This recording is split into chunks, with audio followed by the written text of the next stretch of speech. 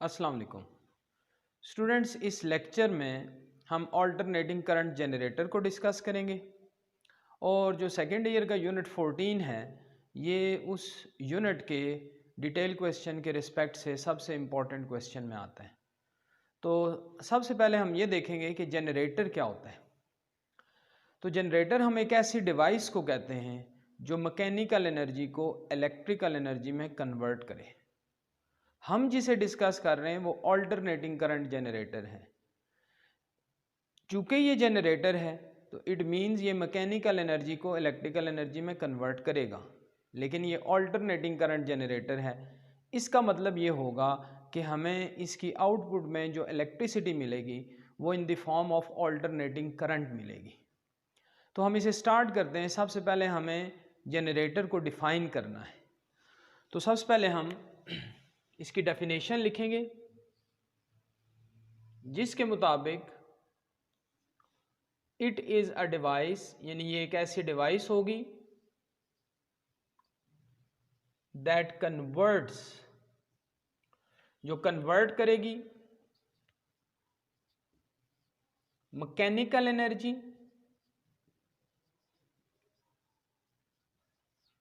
Into electrical energy.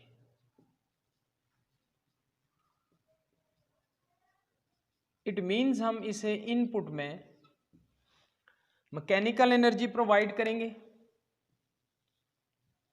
और output में हमें इलेक्ट्रिकल एनर्जी मिलेगी, और हमें जो इलेक्ट्रिकल एनर्जी मिलेगी वो in the form of alternating current होगी। नेक्स्ट हम ये डिस्कस करेंगे कि इसका प्रिंसिपल क्या है। जो इसका वर्किंग प्रिंसिपल है वो है Faraday's law of induced EMF, जिसके मुताबिक जब भी किसी कंडक्टर के थ्रू मैग्नेटिक फ्लक्स चेंज होगा तो उस कंडक्टर के क्रॉस ईएमएफ इंड्यूस होगी। तो नेक्स्ट हम डिस्कस करेंगे इसका प्रिंसिपल। तो इसमें हम लिखेंगे इट इज बेस्ड अपॉन कौन सा लॉ मैंने बताया? फैराडेज लॉ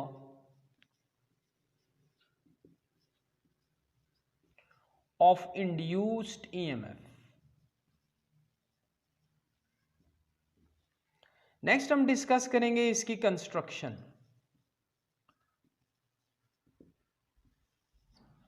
तो जैसे कि हम इसका प्रिंसिपल डिस्कस कर चुके हैं, जिसमें हमें magnetic flux through a conductor change करवाना है और उसके रिजल्ट में हमें जो ईएमएफ है वो एज आउटपुट मिलेगी। तो कंस्ट्रक्शन में डेफिनेटली हमें मैग्नेटिक फील्ड प्रोवाइड करनी है किसी कंडक्टर को, और उसके अक्रॉस हमने मैग्नेटिक फ्लक्स चेंज करना है। तो फर्स्ट पॉइंट हमें यहाँ पर डिस्कस करना है कंस्ट्रक्शन में कि हम जो मैग्नेटिक फील्ड प्रोवाइड करेंगे वो या तो हम परमानेंट मैग्नेट से प्रोवाइड करेंगे या फिर इलेक्ट्रोमैग्नेट से प्रोवाइड करेंगे। तो कंस्ट्रक्शन में जो फर्स्ट पॉइंट आएगा हमारे पास वो है मैग्नेटिक फील्ड। तो जो मैग्नेटिक फील्ड हमने प्रोवाइड करनी है it can be provided by permanent magnets और electromagnets. It is provided by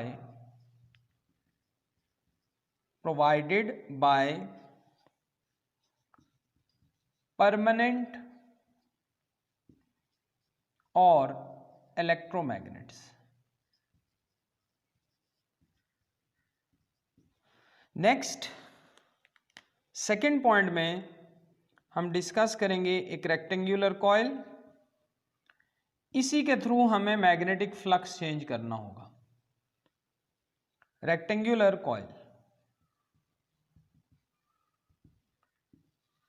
तो जो रेक्टेंगुलर कॉइल होगी it is capable of rotating about it's central axis, यानी ये कॉइल फिक्स्ड नहीं होगी बल्कि ये रोटेट करेगी। तो इस कॉइल को हम रेक्टेंगुलर कॉइल CDEF, ये इसकी जो चार साइड्स हैं उसके हवाले से हमने इसका नाम रखा है CDEF, कैपेबल ऑफ रोटेटिंग अच्छा, एक्चुअल जो प्रैक्टिस होती है, यानी जब प्रैक्टिकली जनरेटर बनाए जाते हैं तो एक रेक्टेंगुलर कॉइल यूज़ नहीं की जाती, बल्कि बहुत सारी कॉइल्स को एक आयरन साइलेंडर के ऊपर वाउंड किया जाता है। यानी एक कॉइल नहीं होती बल्कि नंबर ऑफ कॉइल्स होती हैं। तो जो नंबर ऑफ कॉइल्स हैं जो आयरन साइलेंडर के ऊपर वाउंड होती हैं, इस अरेंजमेंट को हम आर्मेचर कहते हैं। तो अभी तो हम रेक्टेंगुलर कॉइल कंसीडर कर रहे हैं, लेकिन एक्चुअल प्रैक्टिस में एक कॉइल नहीं होती बल्कि नंबर ऑफ कॉइल्स होती हैं जो आयरन सिलेंडर के ऊपर बाउंड होती हैं, और उस अरेंजमेंट को हम क्या कहेंगे? आर्मेचर कहेंगे। तो यहां हम वो भी मेंशन कर देते हैं, इन actual practice number of coils wounded on iron cylinder are used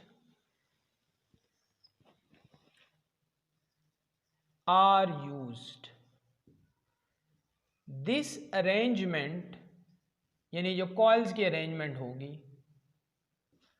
is known as armature। इसे हम क्या कहते हैं? आर्मेचर कहते हैं। तो ये इंपॉर्टेंट पॉइंट है। अब जो कॉइल के एंड्स होते हैं ये स्लिप रिंग्स के साथ कनेक्टेड होते हैं, और जो स्लिप रिंग्स होते हैं वो कार्बन ब्रशेस के अगेंस्ट रोटेट करते हैं। आउटपुट जो एक्सटर्नल सर्किट को जाती है वो थ्रू कार्बन ब्रशेस जाती है। तो जो हमारा थर्ड पॉइंट होगा कंस्ट्रक्शन में, उसमें हम स्लिप रिंग्स के बारे में बताएंगे। तो थर्ड पॉइंट जो होगा हमारा, उसमें हम स्लिप रिंग्स के बारे में बताएंगे।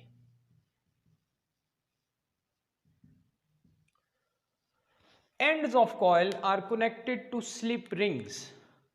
स्लिप रिंग्स बेसिकली क्या होते हैं? एक मेटेलिक रिंग होता है। तो जो कॉइल के एंड्स होंगे वो स्लिप रिंग के साथ कनेक्टेड होंगे। Ends of coil are connected to, किसके साथ कनेक्टेड है? स्लिप रिंग्स विच रोटेट, यानी जब कॉइल रोटेट होगी तो स्लिप रिंग्स भी रोटेट करेंगे, और वो हमेशा इन कांटेक्ट रहेंगे स्टेशनरी कार्बन ब्रशेस के साथ। स्लिप रिंग्स रोटेट करते हैं लेकिन कार्बन ब्रशेस क्या होते हैं? स्टेशनरी होते हैं। Which rotate against stationary carbon brushes.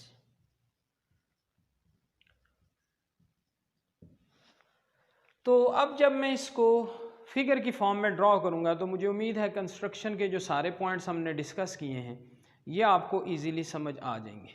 तो फर्स्ट ऑफ ऑल, जैसे हमने कहा कि मैग्नेट्स होंगे टू प्रोवाइड मैग्नेटिक फील्ड, तो यहां हम परमानेंट मैग्नेट्स शो कर रहे हैं with north and a south pole. और इसमें हमारे पास क्या है? एक रेक्टेंगुलर कॉइल है,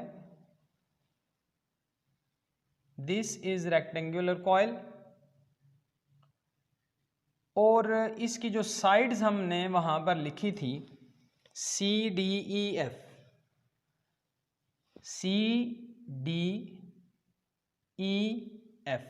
ये इसकी साइड्स हैं। अब जो साइड CD है ये एक स्लिप रिंग के साथ कनेक्टेड है। This is slip ring A1, और ये स्लिप रिंग रोटेट करेगा against stationary carbon brush B1।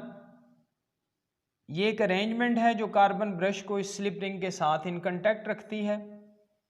यहां से आप आउटपुट ऑब्टेन करते हैं, लेकिन साइड CD हमेशा इसी स्लिप रिंग के साथ कनेक्टेड रहेगी A1 के साथ, और साइड EF जो है, यहां से मैं डॉटेड बना रहा हूं कि ये इन कांटेक्ट नहीं है, ये अलग से एक स्लिप रिंग के साथ कनेक्टेड है। स्लिप रिंग है A2, और जो कार्बन ब्रश है इसके साथ दैट इज B2। यहां से आप आउटपुट ऑब्टेन करेंगे।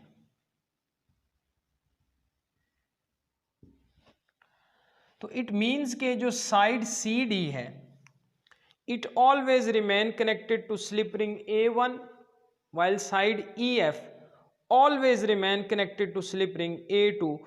Output is obtained from carbon brushes B1 and B2. तो नेक्स्ट हमें ये पॉइंट यहां मेंशन करना है, side CD remains connected to slip ring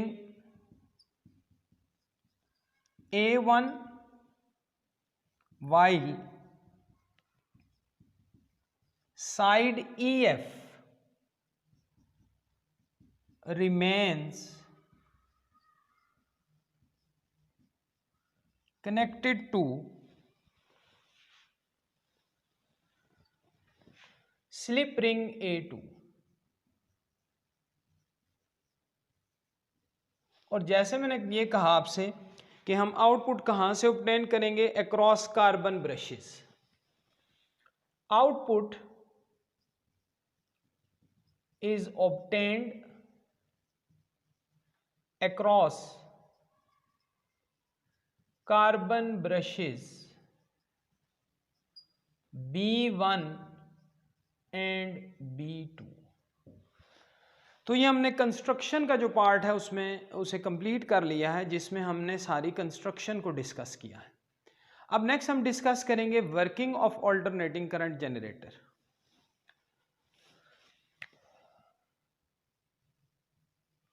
अगर आप इसे गौर से देखें, जो मैंने फिगर यहां पर ड्रॉ की है,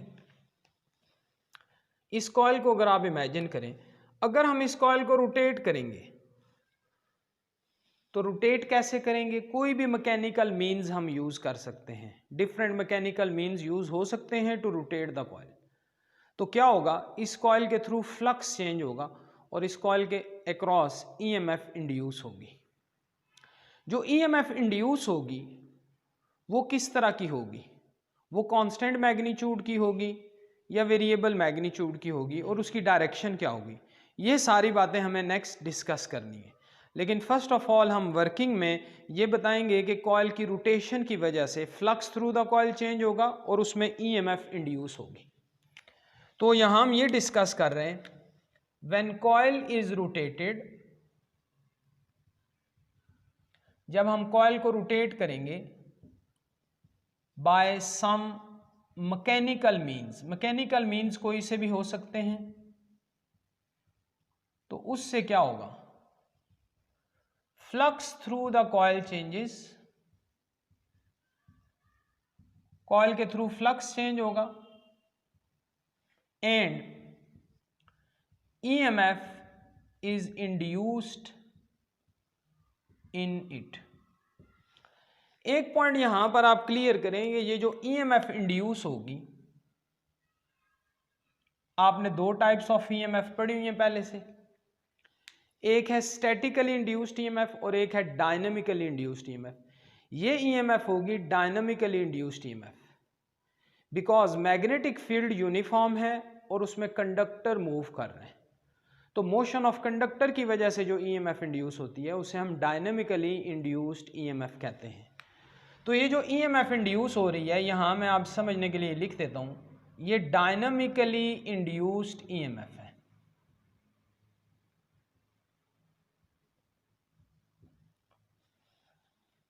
अच्छा, अब ये EMF किन साइड्स में इंड्यूस होगी, ये भी बात आप जहन में रखेंगे, क्योंकि आगे हमने इस EMF के मैग्नीट्यूड को डिस्कस करना है।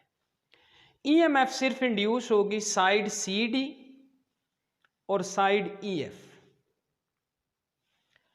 साइड DE और साइड FC में कोई EMF इंड्यूस नहीं होगी। उसका रीजन भी आप जहन में रख सकते हैं कि EMF बेसिकली इंड्यूस इस वजह से होती है कि कंडक्टर जब मैग्नेटिक फील्ड में मूव करता है तो उसके चार्जेस पर फोर्स एक्ट करती है, तो सिर्फ उन्हीं साइड्स में EMF इंड्यूस होगी जिन साइड्स के चार्जेस पर जो फोर्स एक्ट कर रही है वो अलोंग द वायर हो। इन साइड्स के चार्जेस पर फोर्स एक्ट करेगी लेकिन वो अलोंग द वायर नहीं होगी, परपेंडिकुलर टू द वायर होगी, इसलिए इन साइड्स में ईएमएफ इंड्यूस नहीं होगी। तो नेक्स्ट हम जब ईएमएफ के मैग्नीट्यूड की बात करेंगे तो हमें मोशन किन साइड्स का कंसीडर करना है, साइड सी डी और साइड ई एफ का।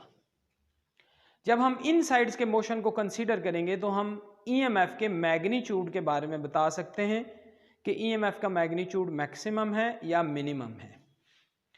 उससे पहले आप ये ज़हन में रखेंगे कि जो डायनेमिकली इंड्यूस्ड ईएमएफ है उसको हम किस फार्मूला से रिप्रेजेंट करते हैं, V B L sine of theta.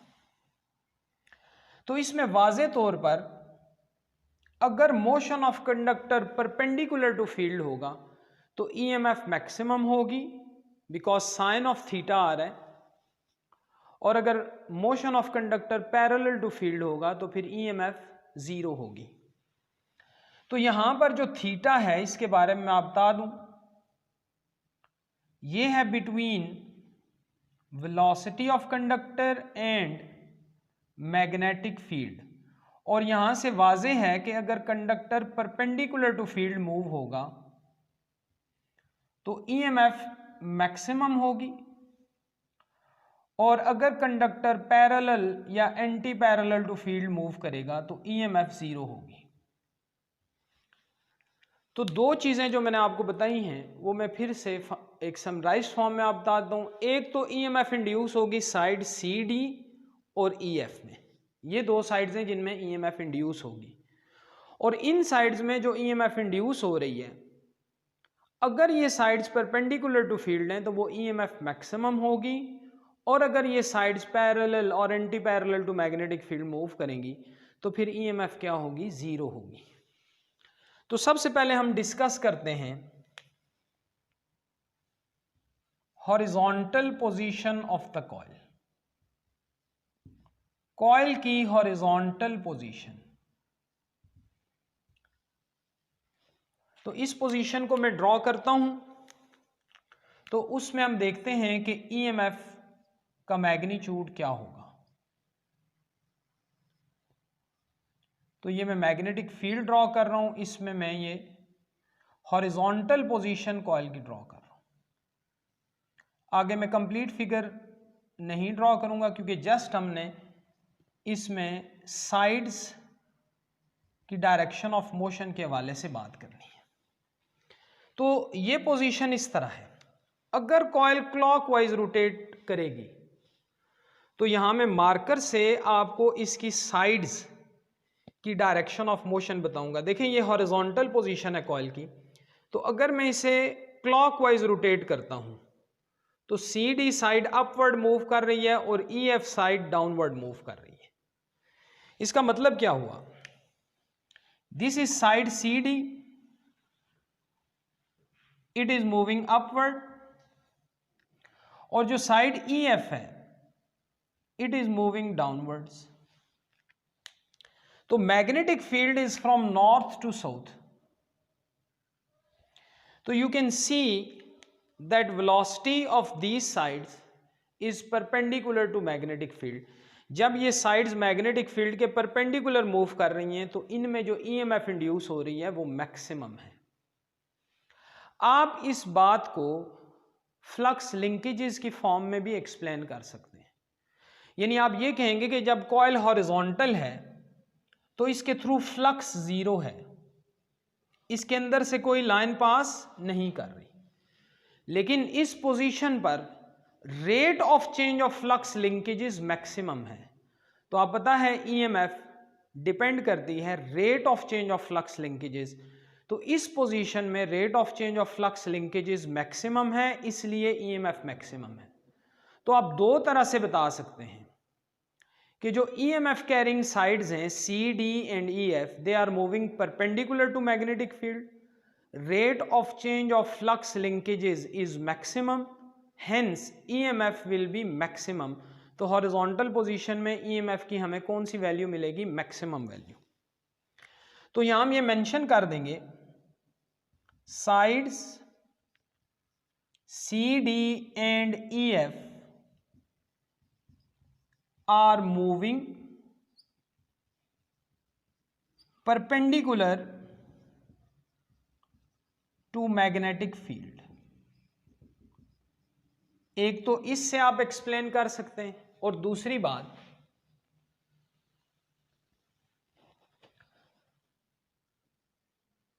Rate of change of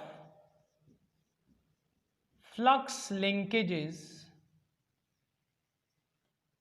is maximum. तो इन दोनों बातों से हमें एक ही बात पता चलती है, हेंस ईएमएफ इज मैक्सिमम। यानी इस पोजीशन में जो हॉरिजॉन्टल पोजीशन है ईएमएफ मैक्सिमम होगी। तो तब क्या होगा, जब कॉइल इस पोजीशन से रोटेट करके यहां पर चली जाएगी, इस पोजीशन को हम वर्टिकल पोजीशन कहते हैं। तो नेक्स्ट हम डिस्कस करेंगे कि जो कॉइल वर्टिकल पोजीशन में आएगी तो उस वक्त उसके क्रॉस ईएमएफ क्या होगी। तो सबसे पहले मैं फिगर की फॉर्म में इसे ड्रॉ करता हूं, इस पोजीशन को। तो this is north pole and this is south pole. तो आपने यहां से, जैसे मैंने आपको पहले एक्सप्लेन किया था कि ये साइड सी डी को रिप्रेजेंट कर रहा है और ये साइड ई एफ को, और कॉइल जब रोटेट करेगी और magnetic field is from north to south, तो कॉइल रोटेट करके जब इस पोजीशन पर पहुंचेगी तो आप वाज़े तौर पर देख सकते हैं कि C D is parallel to field और ई एफ का जो मोशन है ये एंटी पैरेलल टू फील्ड है। तो इस केस में जैसे कि मैं यहां बता चुका हूं कि ईएमएफ क्या होगी, जीरो होगी। इस पोजीशन में फ्लक्स तो मैक्सिमम है लेकिन rate of change of flux minimum है, इसलिए भी आप कह सकते हैं कि ईएमएफ मिनिमम या जीरो होगी। तो यहां मैं इसे फिगर ड्रॉ कर रहा हूं।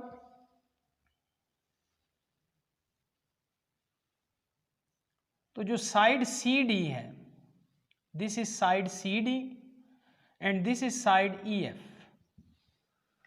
तो जैसे मैं आपको एक्सप्लेन कर चुका हूं कि साइड सी डी इस डायरेक्शन में अब मूव कर रही है, ये उसकी वेलोसिटी है और ई एफ की ये वेलोसिटी है। और मैग्नेटिक फील्ड आप नॉर्थ टू साउथ ड्रॉ कर सकते हैं। तो आप देख सकते हैं कि इस पोजीशन में ये जो ईएमएफ प्रोड्यूसिंग साइड्स हैं, they are moving along the field, तो ईएमएफ क्या होगी, जीरो। और दूसरी रीजन आप ये लिखेंगे कि इस पोजीशन में फ्लक्स तो मैक्सिमम है लेकिन rate of change of flux linkages क्या है, जीरो।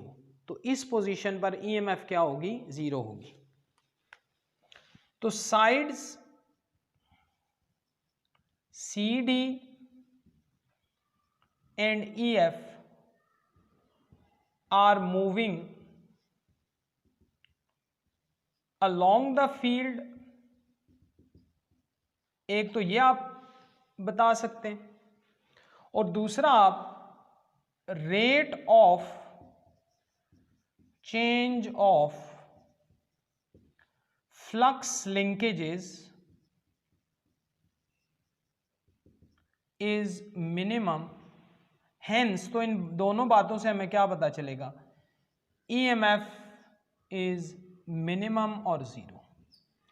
यानी इस पोजीशन पर ईएमएफ क्या होगी, जीरो, जबकि इससे पहले वाली जो पोजीशन थी, जो हॉरिजॉन्टल पोजीशन थी, ईएमएफ मैक्सिमम थी। अब आप इसे इमेजिन करें कि कॉइल रोटेट हो रही है, तो ईएमएफ यहां पर मैक्सिमम है, यहां पर जीरो होगी, यहां से फिर मैक्सिमम हो जाएगी।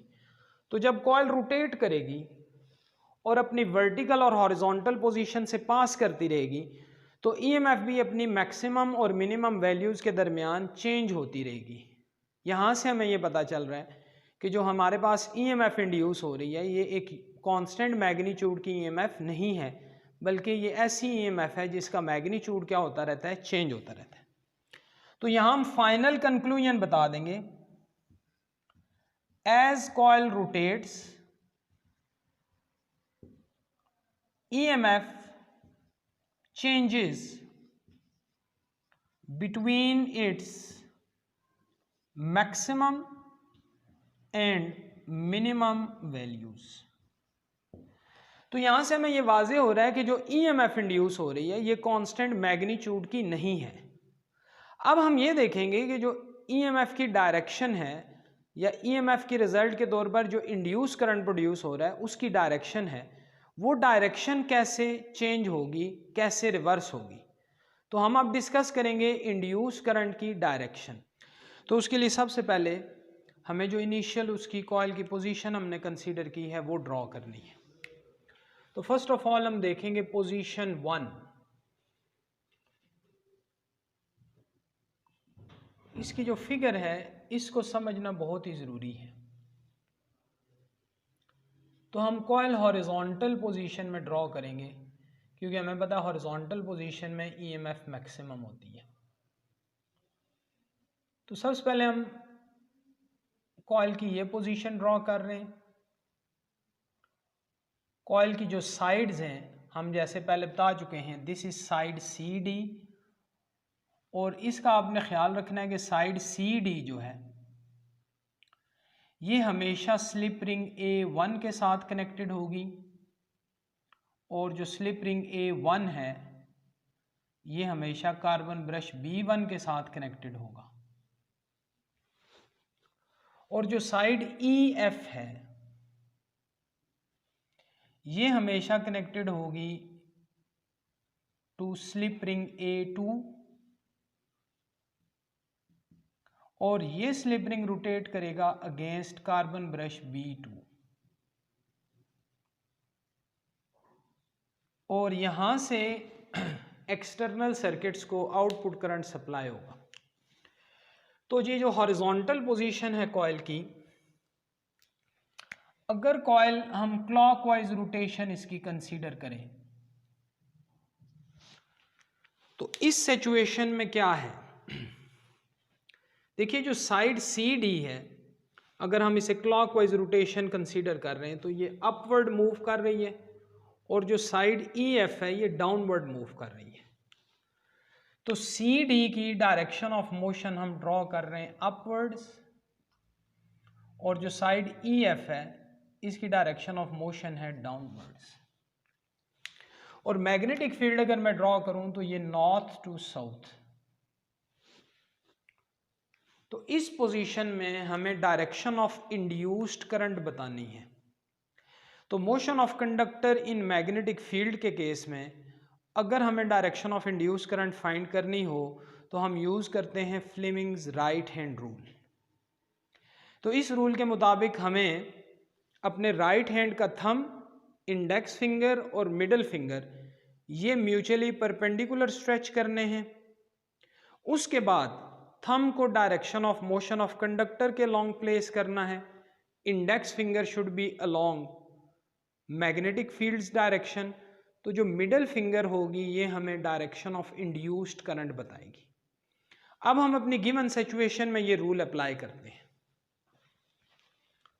तो जैसे कि आप देख सकते हैं कि thumb is upward indicating direction of motion of side CD, और index finger is indicating direction of magnetic field. तो middle finger indicates direction of induced current, और आप देख सकते हैं जो इंड्यूस करंट होगा ये डायरेक्टेड होगा फ्रॉम C टू D, और इसी को अगर आप आगे फॉलो करें तो इस साइड में इंड्यूस करंट होगा from E to F।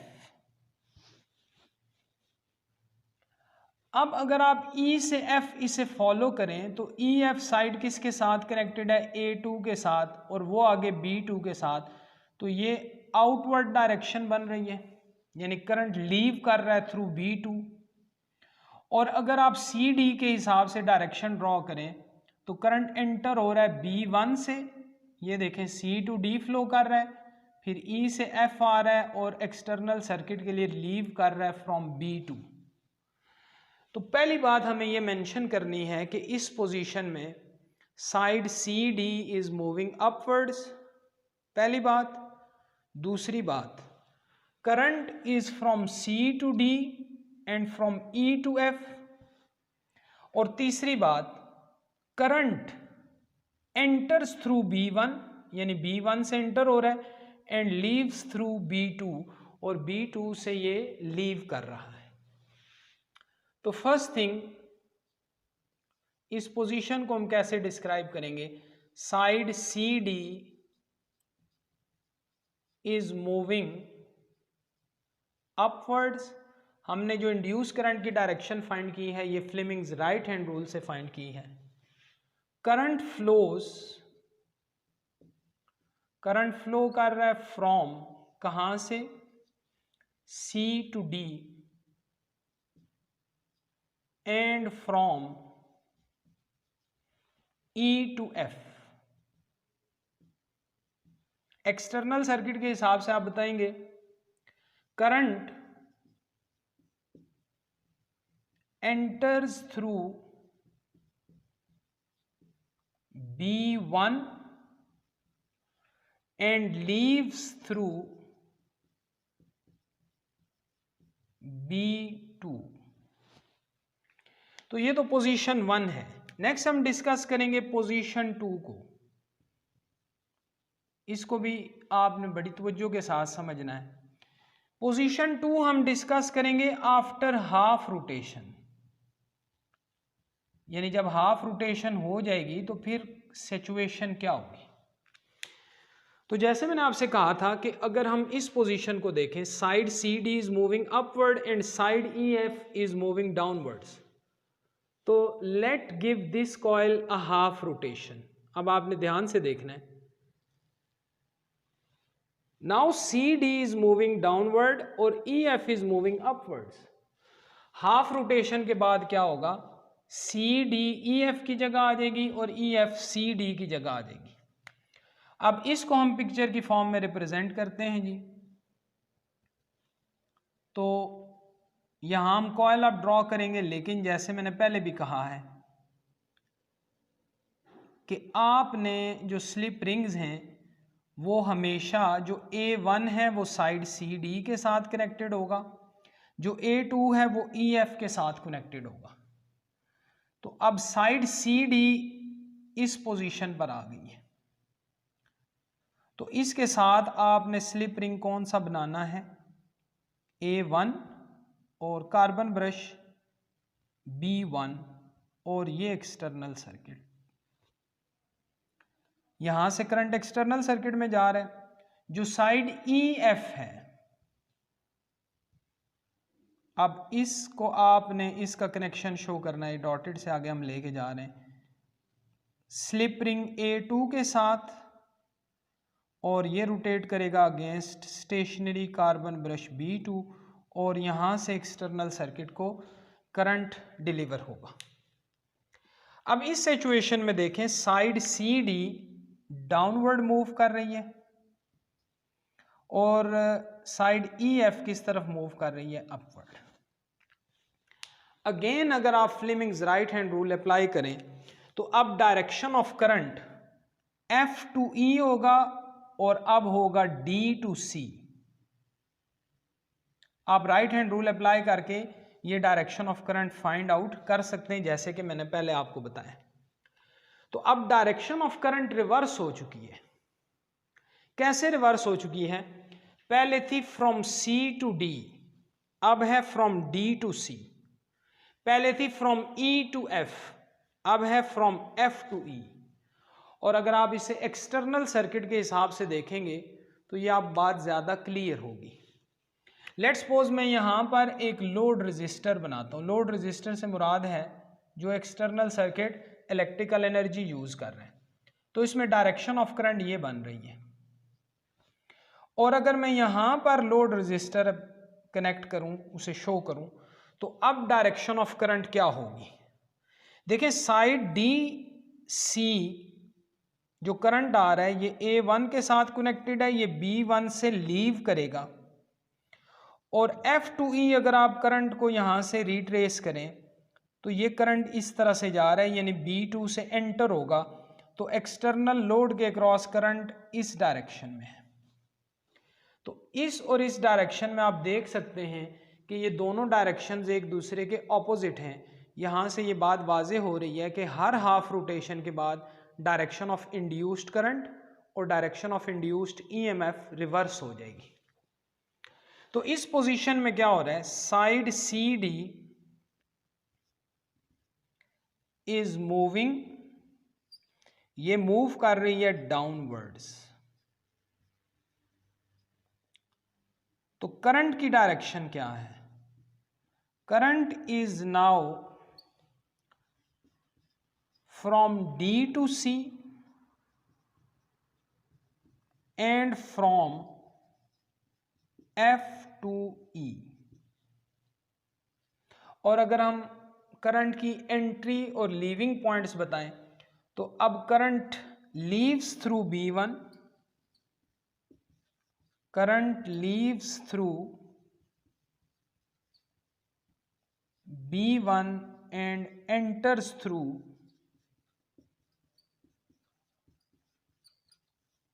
B2। तो अब हम फाइनल कंक्लूजन पर पहुंच गए। क्या है final conclusion, hence direction of induced EMF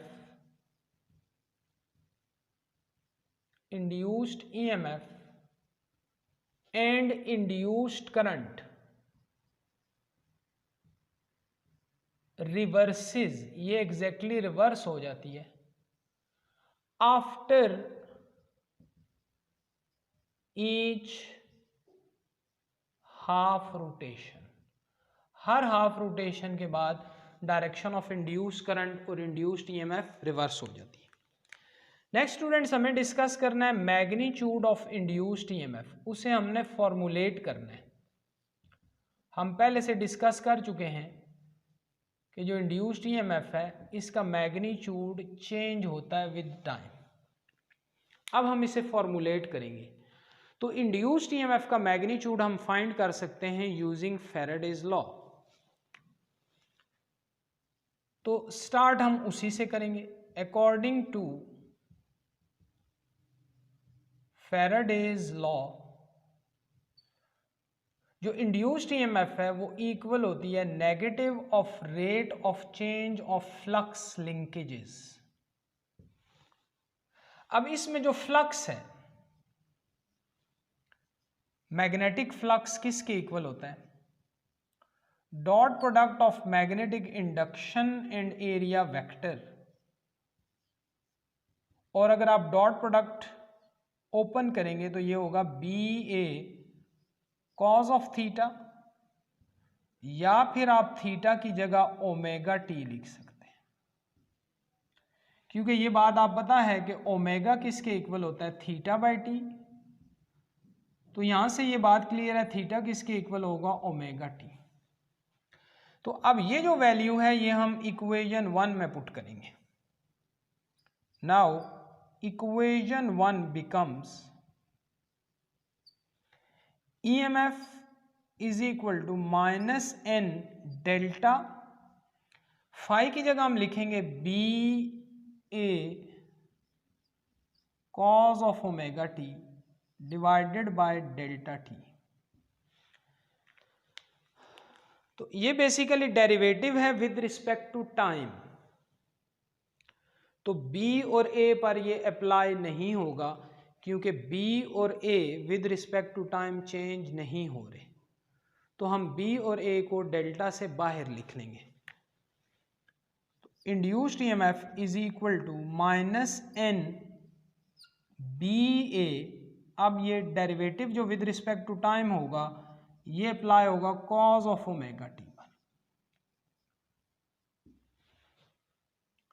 अच्छा, अब जो डेरिवेटिव है कॉज का विद रिस्पेक्ट टू टाइम जब हम लेंगे तो कॉज का डेरिवेटिव होता है माइनस साइन।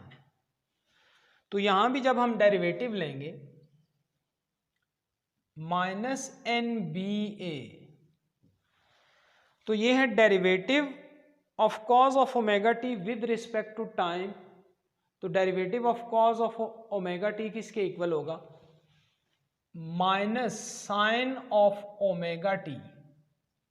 लेकिन आपने एंगल का फिर से डेरिवेटिव लेना है। तो एंगल क्या है ओमेगा टी, कॉस का डेरिवेटिव आ गया माइनस साइन ओमेगा टी, और जो ओमेगा टी एंगल है आपने इसका फिर से डेरिवेटिव लेना है।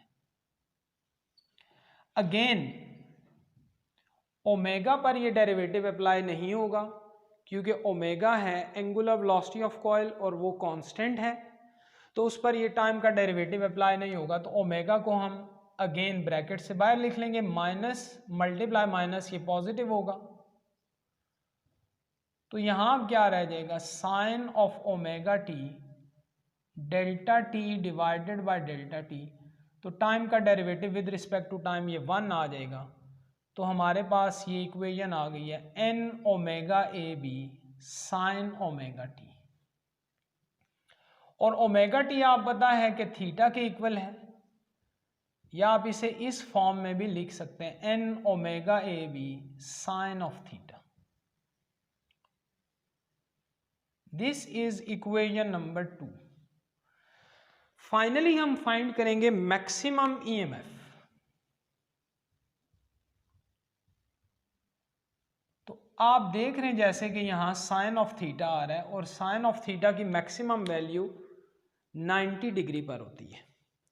तो यहां हम ये लिखेंगे कि EMF will become maximum, M for maximum, when theta की जगह हम क्या पुट करेंगे 90। तो अब इक्वेशन 1 में क्या चेंजेस आएंगे? फर्स्ट थिंग कि अब ये ईएमएफ नहीं होगी, ये मैक्सिमम ईएमएफ होगी। रीजन कि हम थीटा की जगह 90 पुट करने जा रहे हैं। N omega A B sine of 90, sine of 90 is 1, therefore maximum EMF will be n omega AB। अगर मैं ये वैल्यू इक्वेशन 2 में पुट कर दूं, यानी ये जो n ओमेगा ए बी है ये सारी चीज किसके इक्वल है? मैक्सिमम ईएमएफ के इक्वल। तो with above value equation 2 becomes, यानी इक्वेशन 2 अब क्या हो जाएगी? EMF is equal to n omega A B is maximum EMF, और साथ क्या आ जाएगा? Sine of theta. और आप जानते हैं कि थीटा को हम ओमेगा टी से रिप्लेस कर सकते हैं, तो EMF किसके इक्वल आ जाएगी? E maximum into sine of omega T.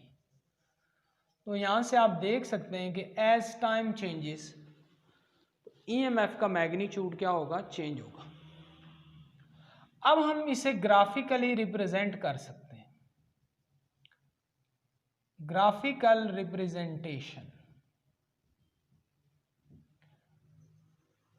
तो ये बिल्कुल वाज़ेह है कि ये साइन फंक्शन है और टाइम के साथ इसका मैग्नीट्यूड कैसे चेंज होगा यहां हम रिप्रेजेंट कर सकते हैं। This is EMF versus time graph. तो यहां पर EMF की वैल्यू 0 है। Let's suppose this is positive maximum and this is negative maximum. तो EMF चेंज होगी विद रिस्पेक्ट टू टाइम इस तरह से। This is time t/4, this is time t/2, this represents time 3t/4 and this is finally time t। Last में हम discuss करेंगे induced current.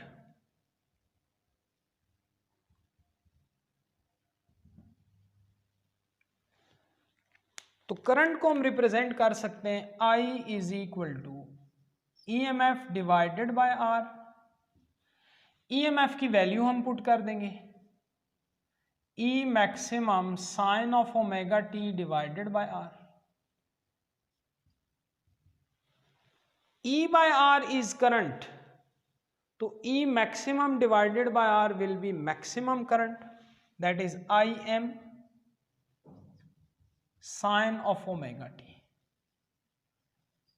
तो this equation shows कि जो करंट की ग्राफिकल रिप्रेजेंटेशन होगी वो इंड्यूस्ड ईएमएफ की तरह ही होगी, यानी वो भी साइन वेव होगी, but magnitude of induced current EMF के मैग्नीट्यूड जितना नहीं होगा, because magnitude of induced current depends upon resistance of the external circuit. इसका मतलब ये हुआ कि इंड्यूस्ड करंट की ग्राफिकल फॉर्म इंड्यूस्ड ईएमएफ की तरह ही होगी, लेकिन उसका मैग्नीट्यूड इंड्यूस्ड ईएमएफ के इक्वल नहीं होगा, वो डिपेंड करेगा अपॉन रेजिस्टेंस। तो induced current will be graphically similar to induced EMF, but its magnitude same नहीं होगा, डिपेंड्स अपॉन, ये डिपेंड किस पे करेगा, रेजिस्टेंस। तो जो कि फॉर्मूला में भी वाजे है कि जो इंड्यूस्ड करंट है ये इंड्यूस्ड ईएमएफ और रेजिस्टेंस ऑफ द सर्किट पर डिपेंड करेगा। तो चैप्टर 14 का ये लास्ट टॉपिक था एज पर रिड्यूस्ड सिलेबस। तो नेक्स्ट वीडियोस में हम इंशाल्लाह चैप्टर नंबर 15 को स्टार्ट करेंगे। Thank you.